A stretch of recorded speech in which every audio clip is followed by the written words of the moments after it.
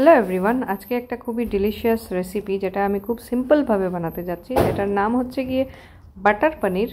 তার জন্য আমি নিয়ে নিয়েছি অনেক কিছু যেগুলা ঘরেই থাকে সবাই, বাটার, পনির, ক্যাপসিকাম, টমেটো, খুবই সিম্পল জিনিস।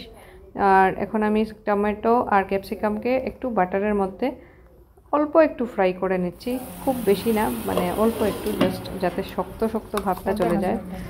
তারপর আমি পনিরের সাথে চালমগড়, তারপর আদা পেস্ট করে রেখেছিলাম, ওইটা দিয়ে ভালো করে একটু মেখে কিছুক্ষণের জন্য আমি এটাকে রেখে দেব।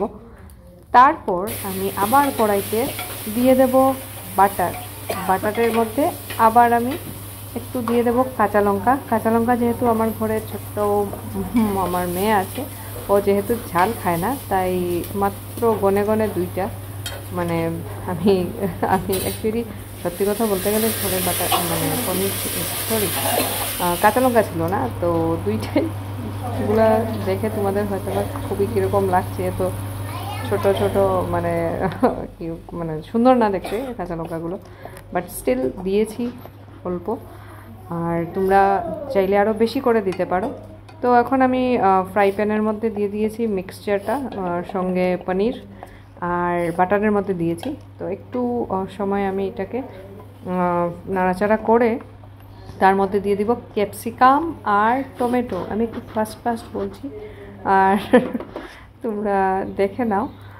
সবাই এটা পারবে, কিন্তু আমি খুব সিম্পলভাবে বানিয়েছি, যেহেতু আমি রান্না বাড়া খুব একটা এক্সপার্ট না রান্নাতে, বাট আমি চেষ্টা করি যা আমি পারি ওইটাই তোমাদের সাথে অল্প শেয়ার করার। কারণ আমার থেকেও যারা মানে জাস্ট শিকার ইচ্ছা করছো, যে রান্না করবে বলে ভাবছো, তো আমার যে অল্পটুকু নলেজ আছে রান্নাতে, ওইটাই তোমাদের সাথে অল্প, মানে বুঝতেই পারছো, শেয়ার করছি, যদি একটু কাজে লেগে যায় আর কি তোমাদের।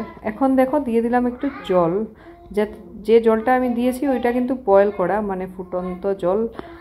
অল্প একটু দিয়ে দিলাম যাতে যে থিকনেসটা এসেছিলো ওইটা কড়াই ফ্রাই প্যানের নিচে লেগে না যায়, তাই অল্প জল দিয়ে আবার এটাকে কিছুক্ষণের জন্য ঢাকা দিয়ে দিলাম। একটু বয়েল হয়ে যাবে ভালো করে, মশলাগুলোও যাতে পনিরের সাথে লেগে যায় ভালো করে। তো দেখো এখানে আমার রান্নাটা ফিনিশ হয়ে গেছে। দেখতে কিন্তু খারাপ হয় নাই, ভালোই বানিয়েছি, কি বলো তোমরা? কমেন্টে বলবে। আজকের জন্য টাটা, বাই বাই।